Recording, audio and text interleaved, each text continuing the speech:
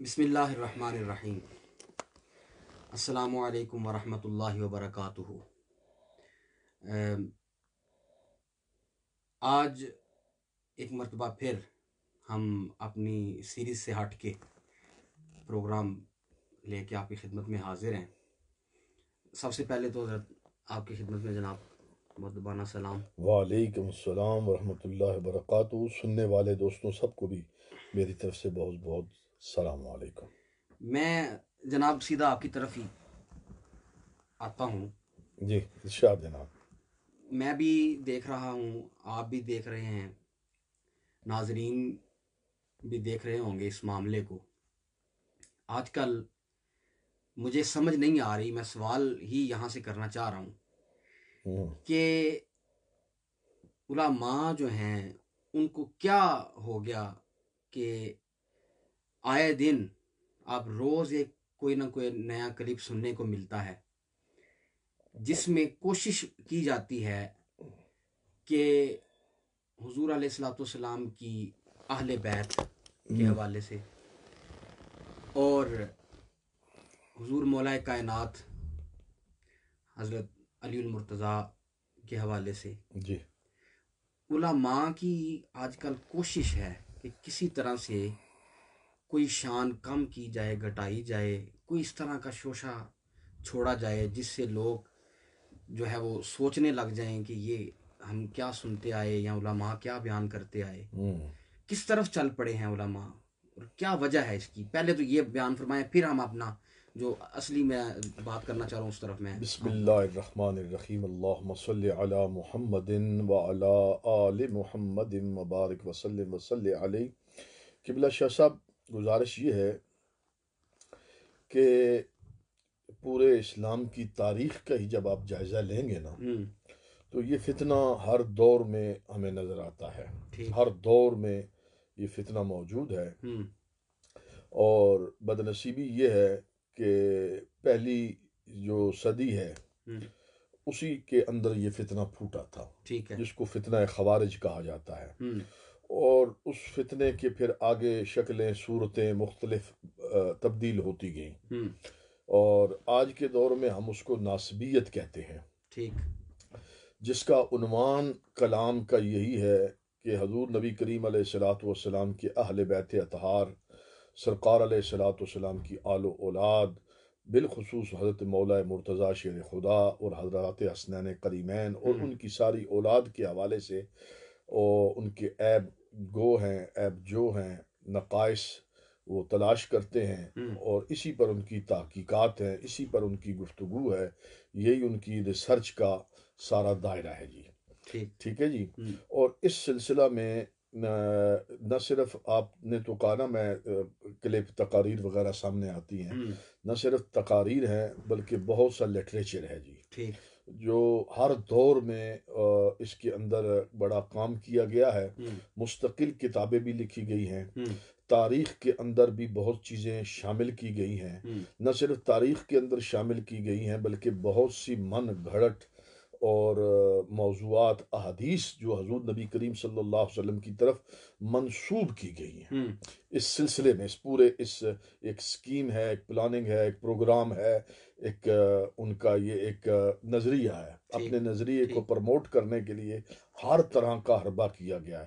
یہاں تک کہ جو کتابیں ہماری عربی سے یا فارسی سے لٹریچر اردو زبان میں آیا ہے تو اس کے اندر بھی، اب ظاہری بات ہے کتاب ہے، مثال کے طور پر یہ ہمارے سامنے مدارج النبوہ ہے، اب اس کتاب کو جب ٹرانسلیشن کی گئی اس کی، ٹھیک ہے جی، تو اس کے جو رائٹر ہیں، جو اس کے مترجم ہیں، انہوں نے اپنی مرضی سے اس کے اندر تبدیلیاں بھی کی اور اپنی مرضی سے اس کے اندر بغیر فٹ نوٹ لگائے ہوئے، ٹھیک ہے جی، بغیر کوئی حاشیہ لگائے ہوئے، ٹھیک ہے جی، اپنی مرضی سے انہوں نے اس کے اندر مواد ڈال دیا کہ گویا کہ یہ کلام اصلاً ہے ہی اس مصنف کا جس کی اصل کتاب ہے، جبکہ ایسا ہے نہیں، جبکہ ایسا نہیں ہے۔ یہ ہر طرح سے، اب یہ کیوں ہے، جو لوگ اس درجے کے ہو جاتے ہیں کہ جو من گھڑت احادیث وضع کر لیتے ہیں جو حضور کی طرف منسوب کر دی جاتی ہیں، تو جو لوگ یہ کر سکتے ہیں ان کے لیے یہ کام کرنا آسان ہے جی۔ اچھا، دوسری بات یہ ہے جناب کہ آج کے دور پر اگر دیکھا جائے تو اس کے ہر دور میں یہ بات جو ابھی میں کہہ رہا ہوں یہ ڈے ون سے یہی ہے، جی اس کے پیچھے سیاسی مقاصد ہوتے ہیں، سب سے بڑی چیز سیاسی مقاصد ہے، ٹھیک پہلے دن بھی یہی تھا ہوں اور آج بھی یہی ہے، یہی ہے ٹھیک ہے جی، کرسی ہے، اقتدار ہے، ہوں طاقت ہے، ہوں مال و دولت ہے، یہ سارا اس کے پیچھے رہا ہے، اور آج بھی یہ فتنہ اسی قوت پر ہے، ہوں اس کا دار و مدار یہی ہے، اس کی ٹھیک قوت یہی ہے۔ ٹھیک اس وقت ایران اور سعودی عربیہ یہ ہوں دو حریف ہیں اور نظریاتی حریف ہیں، ٹھیک ہے ٹھیک ہے جی۔ ہوں دیکھیے ایک تو بات یہ ہے کہ ہم اہل سنہ ہیں، ہوں ایران کے ساتھ نظریاتی طور پر وہ اہل تشیع و مسلک رکھتے ہیں، ہمارا بھی اختلاف ہے، ٹھیک ہے ٹھیک ہے جی، بالکل ایسے ہی بالکل اسی طرح اختلاف ہے، ہم اس کو حق نہیں نہیں سمجھتے اور سمجھتے نہ ہی جانتے ہیں ہوں اور نہ ہی ان کی وکالت کرتے ہیں کسی حوالے سے بھی، میں ان کے حوالے سے بالکل واضح کلیئر ہوں اس مسلک کے اعتبار سے، جی لیکن اتنا ہی مجھے سعودیہ کے حوالے سے ہے، بالکل ان کے ساتھ بھی ہماری بالکل کوئی ایسی کوئی عقائد کے حوالے سے عقائد کے باب کے اندر کوئی مماثلت ہماری نہیں ہے نہیں ہے، جی تو اس لیے ہم تو بڑے آسان ہیں، ہم اہل سنہ ہیں، ہمارے اپنے عقائد ہیں، نظریات ہیں، اور وہ عقائد و نظریات ہم قرآن و سنہ کی روشنی میں ہی، ہمارا منہج صرف اور صرف قرآن اور سنت سنت ہے، رسول اللہ صلی اللہ علیہ وسلم کا عمل ہے، آپ کا طریقہ ہے جس کو ہم سنت سمجھتے ہیں، وہی ہے ہمارا منہج۔ اب اس روشنی میں دیکھیں تو سب کو، ایک عام آدمی کو پتہ ہے کہ ان دو قوتوں کی آپس میں ایک محاذرائی موجود ہے، جی ٹھیک ہے۔ اس وقت جو آپ کہہ رہے ہیں کہ یہ کیا ہے، تو سعودی عربیہ پیچھے ہمیں ماضی قریب میں بھی ہمیں پتہ ہے کہ پاکستان میں انہوں نے ایک کھیل کھیلا، کچھ جماعتیں انہوں نے پیدا کی، جی پھر ان کو انہوں نے کھڑا کیا، ان کو فنڈنگ کی، پھر ان کے ذریعے انہوں نے ملک کے، ہمارے پاکستان میں بہت سی ایسی کاروائیاں ہوئیں کہ جس میں بہت نقصان ہمیں اٹھانا پڑا۔ جی اب انہوں نے کچھ مسلک کے اہل سنہ کے لوگ ہیں، وہ یہ ایک میرا اندازہ نہیں ہے، یہ آپ کہیں کہ میں کوئی اپنے کسی اندازے اور خیال پر بات کر رہا جی ہوں، جی جی یہ یقین کی حد تک ہے بات، ٹھیک یہ بات یقین کیا پورے یقین کی حد تک ہے، ہوں ٹھیک ہے، کہ اب اچانک یہ ہمارے اہل سنہ کے اندر ایسے لوگ، بڑے بڑے لوگ، نامور لوگ، نامور لوگ بالکل ایسے اور یعنی کہ جو صاحب حیثیت لوگ ہیں، ان کی زبان کا اثر ہے جی بہت جی زیادہ، ان کی زبانوں پر کچھ اس طرح کی گفتگو آئی ہے دفاع صحابہ کے نام پر، ٹھیک ہے جی۔ اس سے پہلے جو آئی تھی وہ سپاہ صحابہ ٹھیک ہے کی صورت میں ایک چیز آئی تھی، اب یہ اس صورت میں ایک دفاع یہ صحابہ چیز آئی، اب جب وہ اس میں آئیں گے تو پھر وہ رد کس کا کریں گے؟ اہل تشیع کا، 100 دفعہ کریں، ہمیں اس سے تو کوئی اعتراض نہیں ہے، اپنے عقائد کا تحفظ کرنا، دوسرے کے عقائد کا جواب دینا علمی، جی جی یہ حق ہوتا ہے، لیکن یہ ہے نہیں، بالکل یہ ہے نہیں، بلکہ ان چیزوں سے انحراف ہے کہ جو ہماری اہل سنت کی چیزیں ہیں، مثلا کوئی یزید کا دفاع کرنے کے لیے کھڑا ہو جائے، اس لیے کہ چونکہ ہم شیعوں کا رد کرنا چاہتے ہیں، تو یہ اس کی حماقت ہے، جہالت ہے، بالکل بالکل ٹھیک ہے ایسے جی، ہی یہ ہے ہمارا مسلک نہیں ہے، ٹھیک ہے۔ اسی طرح کوئی حضرت مولا کائنات شیر خدا رضی اللہ تعالیٰ عنہ کی عیب جوئی کرے، کوئی نقائص تلاش کرے حضرت حسنین کریمین کے، تو یہ وہ کہے کہ ہم رد شیعہ میں کر رہے ہیں، تو عظمتوں کو، شانوں کو کم کرنے کی شان کوشش جو کرے، ایسی کوئی باتیں کرے، تو یہ ملمہ سازی جو کرے گا نا جی اس طریقے جی سے، جی تو وہ اہل سنت سے انحراف کرے گا، تو اس پر ہمیں بولنا ہمارے لیے ضروری ہے، ٹھیک ہے ہمارا قیام ضروری ہے، ہماری بات کرنی ضروری ہے۔ بالکل ٹھیک ہے جناب، خدا کرے کہ سب کی سوچ جو ہے وہ ایسی ہی ہو جائے کہ اپنے جو ہمارے جو عقائد ہیں کم از کم ان کو جو ہے وہ پھیرنے کی کوشش نہ کریں ہمارے علماء، جی بالکل ایسا۔ خدا کرے، خدا ہدایت دے، دعائی کی جا سکتی ہے، تو جس وجہ سے میں مطلب آج ہم لائیو آئے ہیں اس طرف میں آتا ہوں۔ جی یہ میرا ایک سوال تھا جو مطلب روزانہ مجھے ذہن میں آتا تھا کہ اس کی وجہ کیا ہے، اور لازمی سی بات ہے اگر میرے ذہن میں آتا ہے تو ناظرین کے ذہن میں بھی آتا ہی یہ ہوگا سوال کا جو میں نے چھوٹا سا جواب دیا ہے نا، جناب۔ یہ سوال بھی بہت بڑا ہے اور اس کا جواب بھی بہت بڑا ہے، یہ بالکل ویسا ہی ہے جیسا کہ کوئی مجھ سے آج پوچھے کہ امت مسلمہ کے زوال کے اسباب کیا ہیں، تو پھر ظاہری بات ہے میں 2 منٹ میں تو اس کے اسباب نہیں بیان کر سکوں گا، بالکل ایسی ہے، تو وہ تو ایک پورا جائزہ لینا پڑے گا، جی لیکن ایک بالکل مختصر سا میں نے خاکہ رکھ دیا جناب۔ ابھی آپ نے ایک کلپ سنا ہوگا، غالباً راول پنڈی کے ایک جی جی، مولوی ہمارے صاحب، اپنے شہر سے ہیں، میں بھی چونکہ راول پنڈی جی سے جی، ہوں۔ تو انہوں نے ایک حضور مولا کائنات کی شانوں میں سے ایک بہت بڑی شان ہے کہ حضور علیہ الصلوۃ والسلام نے اپنے کندھوں پہ سوار کیا اور وہ جو بتوں کو توڑنے کا معاملہ ہوا، انہوں نے اس کو مطلب یہ کہا ہے کہ وہ حضور مولا کائنات جو ہیں وہ علی نہیں، علی ابو طالب کے بیٹے علی نہیں ہیں، وہ زینب کے بیٹے علی علی بن زینب ہیں جی۔ تو اس حوالے سے آپ کیا فرمائیں گے؟ کچھ حوالہ جات یا کوئی دلائل اگر تھوڑے بہت ہمیں آپ دے سکیں جناب، تاکہ وہ پہلی بات تو ناظرین میں ان کے بیان پر چھوٹا سا تبصرہ کرتا ہوں جناب کہ جس انداز سے ان کی جو گفتگو ہے نا، ان کا لب و لہجہ، جی وہ میں اس پر ایک بات کہنا چاہتا ہوں۔ ان کا لب و لہجہ جو بتا رہا ہے کہ وہ یہ بتا رہا ہے کہ وہ قوم کو یہ بتانے کی کوشش کر رہے ہیں کہ جو آج تک ہم سنتے آئے ہیں مولا کائنات کے فضائل میں جو چیزیں، جی تو وہ باتیں جو ہیں وہ سنی سنائی ہیں، ان میں کوئی حقیقت نہیں ہے۔ یہ ایک ان کا میسج جا رہا ہے جی جی اس لب و لہجے سے۔ جو کچھ ہم یہاں تک کہ انہوں نے کہا کہ یہ میں بھی بیان کرتا تھا اور میں بھی لکیر کا فقیر تھا، اور بعد از تحقیق کے مجھے یہ واضح ہوا۔ پہلے تحقیق کر کے کیوں نہیں بیان کیا؟ ہاں تو پہلے جب عالم کا کام ہی یہی ہے کہ تحقیق کر کی بات، بہرحال یہ انہوں نے عذر پیش کیا، ہمیں اس سے کوئی نہیں ہے۔ میرے خیال سے تو یہیں سے ان کی بات کو چھوڑ دینا چاہیے، جب پتہ چل گیا کہ یہ تو تحقیق کرتے ہی نہیں ہے، ایسی لکیر کے بہرحال پھر بھی میں ہمارا ایک تو انداز یہ ہم پورے احترام کے ساتھ بات کرتے ہیں، کوئی بھی عالم دین ہو، بلکہ کسی مسلک کا بھی ہو، ہم انشاءاللہ اپنے اخلاق کو نہیں گرنے دیں گے، بڑے احترام سے بات کریں گے۔ گو کہ ہماری بات ہو سکتا ہے سخت ضرور ہوگی، وہ تو ہوگی، لیکن ہاں بالکل سچ کڑوا ہوتا ہے، کڑوا ہوتا ہے، لیکن یہ ہم احتراماً جو اخلاق ہے وہ اس کا معیار بھی رہے گا۔ انہوں نے ایک تو یہ پیغام دینا چاہا کہ یہ جو کچھ ہم سنتے آ رہے ہیں اس میں کچھ حقیقت نہیں ہوتی، یہ واعظانہ باتیں ہوتی ہیں، فضائل مولا کائنات مولا علی میں۔ پھر انہوں نے آگے ایک لفظ اور بولا، انہوں نے کہا کہ جو فضائل حضرت علی بن زینب کے تھے، ظالموں نے، رافضیوں نے، روافظ نے وہ فضائل حضرت علی بن ابی طالب کے بیان کر دیے۔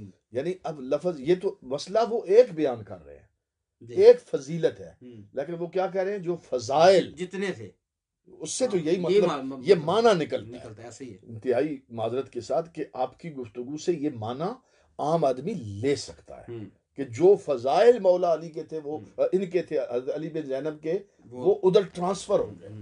یہ میرا تبصرہ ہے کہ یہ ان کی بددیانتی ہے، بالکل یہ ان کی سوچ کی عکاسی ہو رہی ہے، اور جو میسج وہ دینا چاہ رہے ہیں وہ خطرناک میسج ہے۔ وہ اگر محقق بن رہے ہیں تو ان کی تحقیق کا جو رخ ہے وہ ان کو اس طرف لے جا رہا ہے جو کھائی ہے، بالکل ایسے ہی، جہاں پر منہ کے بل وہ گریں گے، بالکل ایسے ہی، ٹھیک ہے جی، ایسے ہی۔ ہاں ایک بات تو یہ، اب یہ ہے کہ مسئلہ کیا ہے جو ان کا بیان کیا ہے، اس میں فضیلت کون سی تھی کہ مولا کائنات کیا ہے؟ بت شکن، اس میں یہ فضیلت پائی جاتی۔ ایک حضور نبی کریم علیہ السلام کے کندھوں پر سوار ہونا، یہ بھی فضیلت ہے مولا کائنات کی، بالکل ٹھیک ہے جی، حضور کے کندھوں پر سوار ہوئے۔ نمبر دو، بتوں کو توڑا، دو باتیں ہوگی۔ اب چونکہ وہ کیا کر رہے تھے؟ رد کر رہے تھے اپنی تحقیق کی روشنی میں کہ یہ روایت اصلاً علی بن زینب کی ہے، علی بن ابی طالب کی نہیں ہے، ٹھیک ہے۔ میں اس کا ہی جواب دینا چاہتا ہوں جناب۔ سب سے پہلی بات تو یہ ہے کہ یہ فضیلت مولا کائنات کی ہے، کندھوں پر بھی سوار ہوئے حضور کے، اور بت بھی کعبے کے توڑے۔ پہلی بات حضرت مولانا آپ یہ سن لیں کہ یہ فضیلت مولا کائنات کو دوہری ہے، واہ واہ واہ واہ واہ، ایک دفعہ نہیں ہے، دو دفعہ، یہ دو دفعہ ہے، سبحان اللہ۔ آپ تو ایک دفعہ کے ہی منکر ہو گے نا، آپ نے تو ایک دفعہ ہی سے نکالنے کی کوشش کی، جبکہ احادیث کی کتب سے، یہ تاریخ کی کتب سے نہیں۔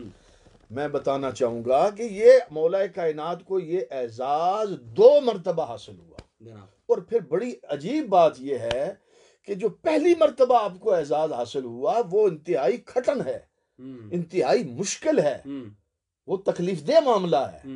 دوسرا معاملہ جس طرف انہوں نے اشارہ کیا وہ تو آسان ہے, وہ تو فتح مکہ کا دن ہے نا, وہ تو مسلمان فاتح ہو چکے ہیں, سامنے کوئی مزاحمت کرنے والے ہی نہیں ہے. بالکل کوئی پوچھنے والا ہے بھائی بت کیوں توڑے ہیں, کیوں گرا رہے ہو ہمارے ان خداؤں کو, نہیں ہے. بالکل یہ معاملہ اور ہے جس کی طرف وہ اشارہ کر جس کی طرف وہ اشارہ کر رہے ہیں. اور جبکہ میں بتانا چاہوں گا یہ میرے پاس کیا ہے جی, یہ حوالے ضروری ہیں جناب. انہوں نے کہا جی 40 یہ جناب علی نسائی شریف ہے. ہاں وہ میں عرض کرنے لگا تھا کہ انہوں نے کہا 40 سے زیادہ ہاں کے حوالے حضرت امام دیا ایک کا بھی ہاں جی انہوں نے ایک حوالہ بھی نہیں دیا, وہ دے بھی نہیں سکتے. مجھے ہمارے دوستوں نے رابطہ کیا, وہ فون نہیں اٹینڈ کرتے.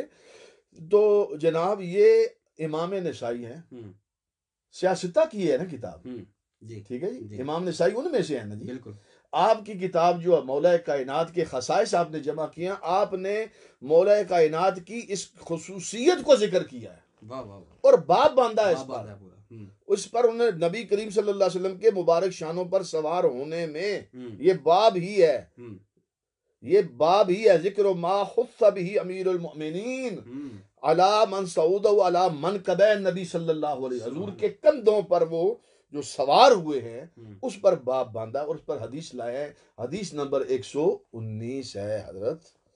اچھا اس کی تخریج بھی نیچے موجود ہے, درجنوں حوالے ہیں اس کی تخریج کے اندر, کہ یہ صرف امام نسائی نقل نہیں کر رہے, درجنوں اور حدیث کی کتابیں اس کو نقل کر رہے ہیں. اور پھر اس کی سند پر بھی کلام. پہلے حدیث شریف سن لیں, ٹھیک ہے جی. فرماتے ہیں حضرت نعیم بن حکیم المدائنی کہتے ہیں کہ ہمیں ابو مریم نے بیان کیا کہ سیدنا علی المرتضیٰ رضی اللہ تعالی نے فرمایا کہ میں رسول اللہ صلی اللہ علیہ وسلم کے ساتھ چلا حتیٰ کہ ہم کعبہ شریف میں پہنچے. بس رسول اللہ صلی اللہ علیہ وسلم میرے کندھوں پر سوار ہوئے تو میں آپ کو اٹھا کر کھڑا ہو گیا. پھر جب رسول اللہ صلی اللہ علیہ وسلم نے میرے اندر ضعف محسوس کیا تو فرمایا بیٹھ جاؤ. میں بیٹھ گیا تو نبی کریم علیہ الصلوۃ والسلام اتر گئے. پھر فرمایا تم میرے کندھوں پر سوار ہو جاؤ, تو میں آپ کے کندھوں پر سوار ہو گیا اور آپ کھڑے ہو گئے. سو مجھے یوں لگا کہ اگر میں چاہوں تو آسمان کے کناروں کو پکڑ لوں. اللہ اکبر, واہ واہ. پھر میں کعبے پر چڑھا اور اس پر پیتل یا تانبے کا ایک مجسمہ بنا ہوا تھا, تو میں اس کو دائیں بائیں آگے پیچھے سے اکھاڑنے لگا حتیٰ کہ میں اسے مکمل اکھاڑنے میں کامیاب ہو گیا. نبی کریم علیہ السلام نے فرمایا اس کو پھینک دو. میں نے پھینک دیا. پھر میں نے اسے یوں ٹکڑے ٹکڑے کر دیا, یا فرمایا کہ میں نے اسے یوں دیکھا ٹکڑے ٹکڑے جیسے شیشے کے ٹکڑے ہو جاتے ہیں. ٹھیک ہو گیا جی. پھر میں اتر آیا, میں اور رسول اللہ صلی اللہ علیہ وسلم جلدی جلدی چلنے لگے اور گھروں کی اوٹ لینے لگے تاکہ ہماری کسی سے کوئی مزاحمت آگے سے نہ ہو جائے, کوئی ٹکراؤ نہ ہو جائے. پہلی بات, اس حدیث کی سند صحیح ہے. امام ابن جریر طبری نے کہا اس کی سند کیا ہے, صحیح ہے. صحیح ہے. اس کو حافظ حیثمی نے, اس کو امام احمد بن حنبل ان کے شہزادے حضرت عبداللہ دونوں نے, امام ابو یعلا نے, امام بزار نے اس کو روایت کیا اور سب کے سب راوی سکھا ہیں. ٹھیک ہے جی. علامہ ذہبی نے اس پر کہا ہے کہ میں کہتا ہوں کہ اس کی سند نظیف ہے, ستھری ہے. واہ واہ واہ. ٹھیک ہے جی. اب آ جائیے, یعنی کہ اس حدیث کے صحیح ہونے میں کوئی اسناد بھی کلیئر ہو گئی اور بہت سے حوالے جمع ہو گئے. درجنوں لوگ ہیں کہ جنہوں نے اس کی تخریج, اس کو حدیث کو جمع کیا ہے, جس میں کنز الامال ہے, ریاض النظرہ ہے, اس کے اندر مناقب کے اندر جنہوں نے کتابیں لکھی ہیں انہوں نے اس کو جمع الجوامع ہے. اس کے علاوہ سنن کبرا امام نے وہاں بھی اس کو جمع کیا. مسند امام احمد کے اندر یہ موجود ہے. بے شمار کتابیں ہیں, وقت کا آگے چلتے ہیں. ٹھیک ہے جی, آگے آ جائیں. یہ واقعہ اب کب ہوا ہے؟ یہ ہجرت سے پہلے کا واقعہ ہے. ٹھیک ہے, ہجرت سے پہلے کا, یعنی کہ فتح مکہ سے پہلے کا, ہجرت سے پہلے کا, جب سرکار ابھی مکہ میں تھے, یہ تب کا واقعہ ہوا.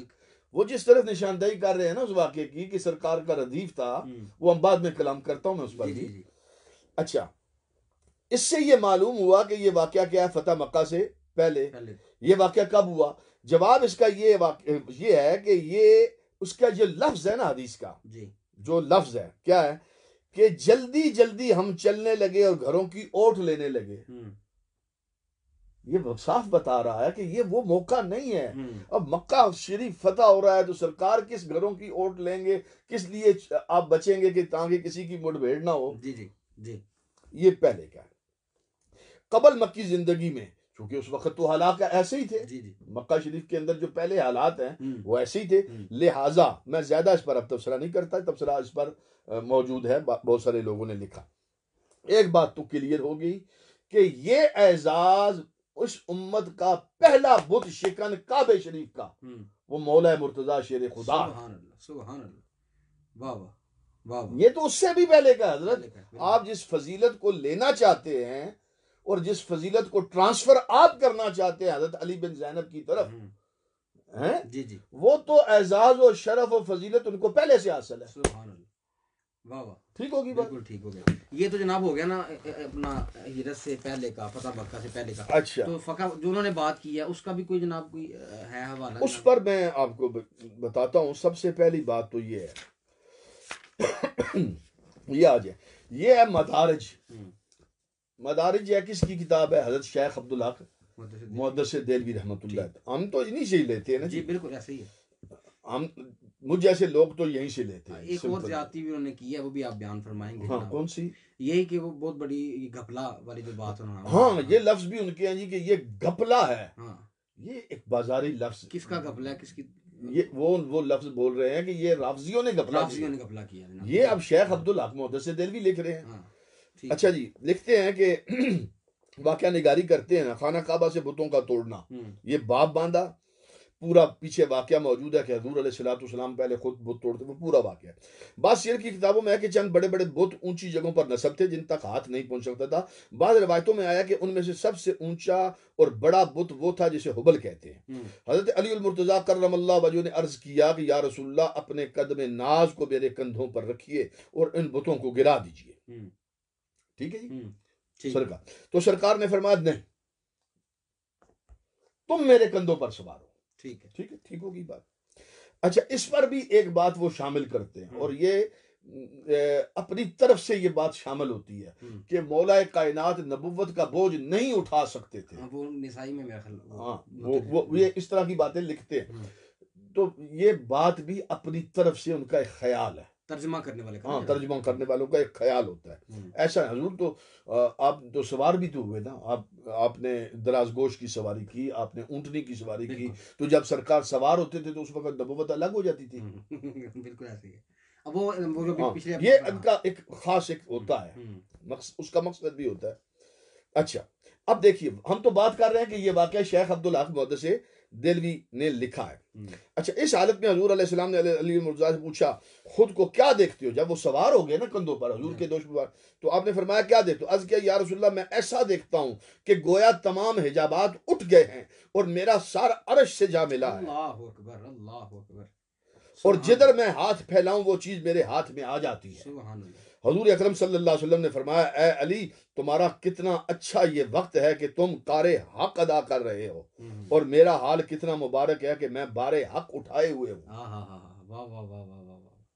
سبحان اللہ. یہ بیان نہیں کرتے, یہ شیخ عبدالحق نے یہ نہیں بیان کریں کہ تم کار حق ادا کر رہے ہو اور میں بار حق اٹھائے ہوئے ہوں. اللہ. ارباب سیر بیان کرتے ہیں کہ جب علی المرتضیٰ نے بتوں کو زمین پر گرا دیا اور دو ٹکڑے ہو گئے تو خود کو دوش رسول کریم سے زمین پر گرایا. خوشی سے مولا کریم اوپر سے چھلانگ لگا کر نیچے آئے. ٹھیک ہے جی, یہ خوشی کی کیفیت.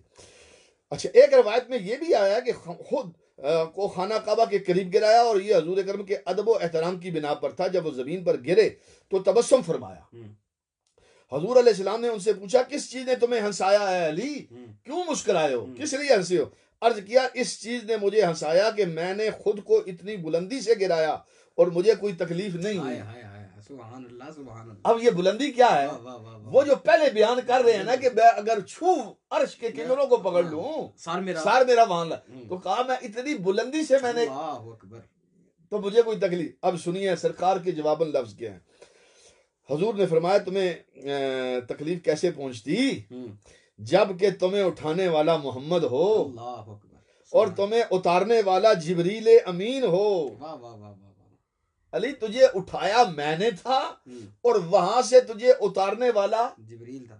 تکلیف کیسی؟ سبحان اللہ، جس کو حضور اٹھائیں تو تم لوگ کیسے ان کو گرا سکتے ہو؟ یہ کیسے بہرحال واہ واہ، بہت کچھ۔ اچھا، اس کے علاوہ یہ بھی سیرت کی کتاب ہے جی۔ ہم تو یہ واقعات جتنے ہیں فضائل کے ہیں نا جی، یہ فضائل کی چیزیں ہیں، تو اس پر بھی میں نے کہیں نشان لگایا۔ یہ 261 اچھا ہاں، یہ 261 ایک اور حوالہ ہے جی۔ یہ پہلے اس کو پورا کر لوں، میں پھر ادھر آتا ہوں۔ 264 سیرت حلبیہ جلد دوم۔ جب تک علامہ صاحب حوالہ ڈھونڈتے ہیں، میں آپ سے گزارش کروں گا، جو حضرات دیکھ رہے ہیں، میں دیکھ رہا ہوں کافی لوگ ہمیں دیکھ رہے ہیں، ان سے گزارش ہے کہ اس کو پروگرام کو شیئر ضرور کریں، بہت ضروری ہے یہ شیئر کرنا جناب آپ کا۔ اچھا جی، یہ آ گئی، سنیے جناب، اس پر بھی میرے کافی سارے لگے ہوئے حوالے۔ اچھا، حضرت کا حضرت سیدنا علی کے کندھوں پر یہ عنوان باندھا ہے اس نے، ٹھیک ہے جی، ٹھیک۔ اس کے بعد رسول اللہ صلی اللہ علیہ وسلم مقام ابراہیم پر پہنچے تو اس وقت یہ مقام کعبہ سے بیلا ہوا تھا۔ حضرت علی سے روایت ہے کہ رسول اللہ صلی اللہ علیہ وسلم رات کے بعد مجھے ساتھ لے کر چلے اور کعبے میں پہنچے، جہاں پہنچ کر آپ نے مجھ سے فرمایا بیٹھ جاؤ۔ میں کعبے کے برابر بیٹھ گیا، آپ میرے کندھے پر چڑھے اور فرمایا کھڑے ہو جاؤ۔ میں کھڑے ہونے لگا، مگر آپ نے محسوس کیا کہ مجھے آپ کو سنبھالنے کی طاقت نہیں ہے، لہذا آپ نے فرمایا بیٹھ جاؤ۔ پھر میں بیٹھ گیا۔ اس کے بعد آپ نے مجھ سے فرمایا علی اب تم میرے کندھے پر چڑھ جاؤ، چنانچہ میں نے حکم کی تعمیل کی۔ اچھا، ایک روایت آگے آ جائیے۔ یہ روایت جو بیان ہوئی ہے نا، یہ روایت وہی ہے جو پہلے میں نے امام نسائی کی، یہ وہی واقعہ ہے، ٹھیک ہے جی۔ آگے آ جائیے، اب یہ واقعہ آ رہا ہے فتح مکہ والا، وہ پہلے والا، وہ پہلا تھا ہجرت سے پہلے کا، ہاں، اور یہ یہ واقعہ ہے۔ سیدنا علی کو اٹھا کر آپ نے ان سے فرمایا کہ مشرکوں کو جو سب سے بڑا بت ہے اس کو گرا دو۔ یہ بت تانبے کا بنا ہوا تھا، ایک قول یہ ہے کہ شیشے کا بنا ہوا تھا۔ ایک روایت میں ہے کہ جب بت کعبے کے گرائے گئے تو سب کے گرانے کے بعد صرف بنی خزاع کا بت رہ گیا جو لوہے کی میخوں سے جڑا ہوا تھا۔ تو آپ نے حضرت علی سے فرمایا اس پر چوٹ مارو، چنانچہ میں نے اس پر ضربے لگانی شروع کی۔ اس وقت سرکار دو عالم صلی اللہ علیہ وسلم یہ فرما رہے تھے جاء الحق و زہق الباطل ان الباطل کان۔ یہ آیت سرکار نے اس موقع پر پڑھی تھی، ٹھیک، یہ سب نے لکھا ہے کہ یہ آیت سرکار نے اس موقع پر پڑھی، جو یہ فتح مکہ کے موقع پر۔ تو یہ کیا ثابت ہوا کہ یہ دوبارہ واقعہ جو پیش آیا اس وقت بھی حضرت مولا کائنات کے ساتھ، ٹھیک ہو گیا جی۔ اچھا جی، اس پر تفسیر کشاف اہل علم جانتے ہیں، علماء کے نزدیک وہ زبردست خزانہ ہے جی، ٹھیک ہے جی۔ انہوں نے لکھا ہے جی کہ اس روز کعبے کے بت گرا دیے گئے، صرف بنی خزاع کا ایک بت کعبے کی چھت پر باقی رہ گیا جو زرد رنگ کے شیشے کا بنا ہوا تھا، ٹھیک ہے جی۔ اس کو مولا کائنات نے اس کو بھی گرایا۔ اچھا، صاحب کشاف کی کتاب خصائص اشرا میں روایت میں اضافہ بھی ہے کہ حضرت علی کہتے ہیں اس بت کو توڑنے کے بعد میں کعبے کی چھت پر سے نیچے اترا اور میں رسول اللہ سے وہاں سے دوڑتے ہوئے واپس ہوئے۔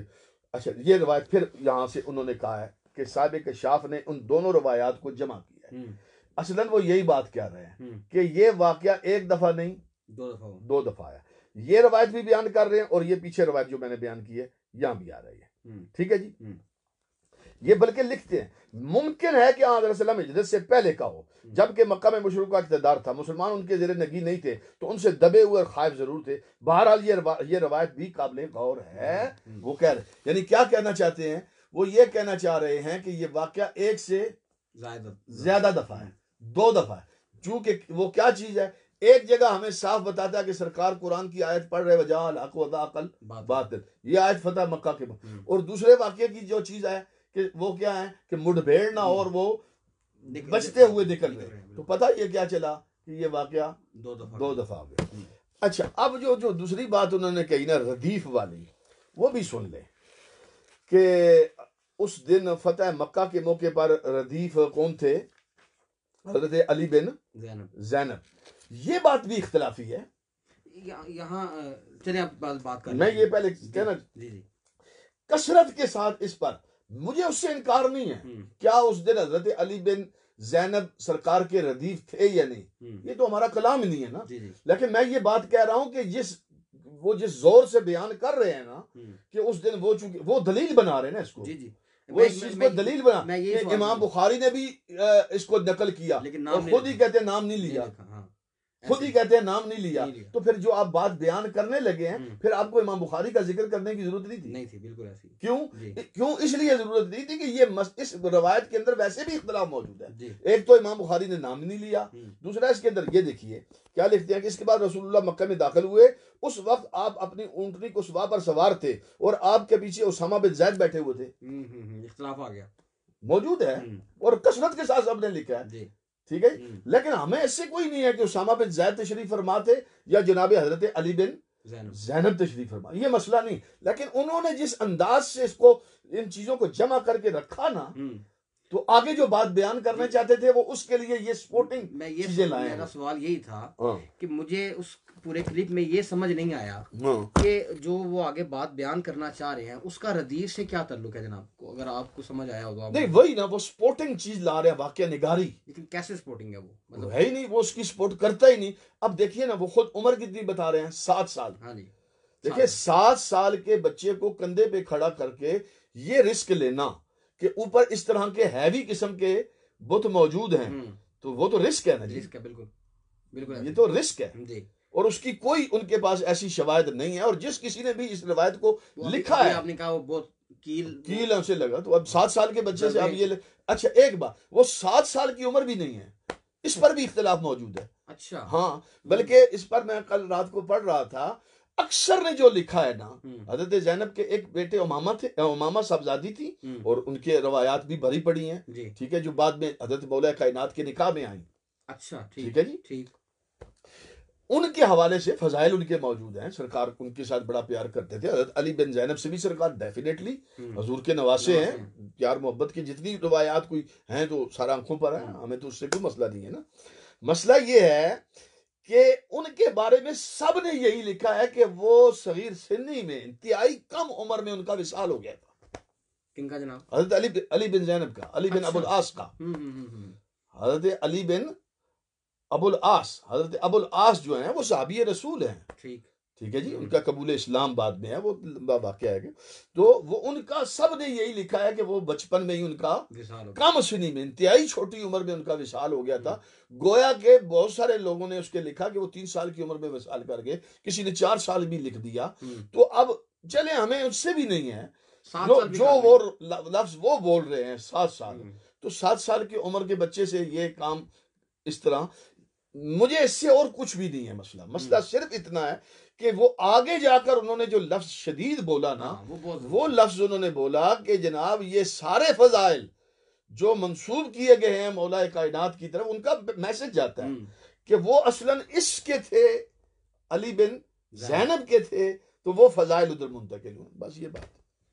تو ان کو احتیاط کرنی چاہیے. یہ اس وقت اس دور کے اندر ایک، میں نہیں کہتا کہ یہ مولانا بھی اس کا حصہ ہوں گے، ہوں، میں کسی پر بھی الزام نہیں دیتا، لیکن میں یہ ضرور کہوں گا کہ آپ نہ جانتے ہوئے ہو سکتا ہے اس تاریخ کا حصہ بن رہے ہیں جو تاریخ اس وقت اٹھ رہی ہے ہوں، یزیدیت کی حمایت میں، ہوں، خارجیت اور ناصبیت کے پلیٹ فارم سے وہ صفحے جو سیدھی کر رہے ہیں، آپ نہ جانتے ہوئے بھی ان کا حصہ بن رہے ہوں گے، بالکل جبکہ آپ کا شاید آپ کے بزرگوں کا یہ مزاج نہ ہو. بالکل ٹھیک ہے. بہت شکریہ جناب. بہت سی باتیں، بہت سی چیزیں جو ہیں وہ ناظرین آپ کو کلیئر ہو چکی ہوں گی. تو میں دیکھ رہا ہوں ہمارے ساتھ کافی لوگ جو ہیں وہ شامل ہیں اور بڑی محبت سے دیکھ رہے ہیں بڑی دیر سے. تو میں سب سے گزارش کرتے ہوئے پروگرام کو ہم وائنڈ اپ کرتے ہیں کہ مہربانی فرمائیں اس ہمارے پروگرام کو لازماً جو ہے وہ شیئر کریں تاکہ جو پیغام ہے بہت سے لوگوں تک پہنچے. بڑی عجیب سا معاملہ اس وقت چلا ہوا ہے. یزیدیت اور جو خوارج ہیں جیسے علامہ صاحب نے فرمایا یہ نکل چکے ہیں، اپنے صفوں کو درست کر رہے ہیں. تو آپ بھی حسینی صفوں میں شامل رہتے ہوئے اس پروگرام کو شیئر کریں، زیادہ سے زیادہ لوگوں تک اس معلومات کو پہنچائیں. اللہ تعالیٰ میرا اور آپ سب کا حامی و ناصر ہو. بہت شکریہ. اللہ حافظ. السلام علیکم.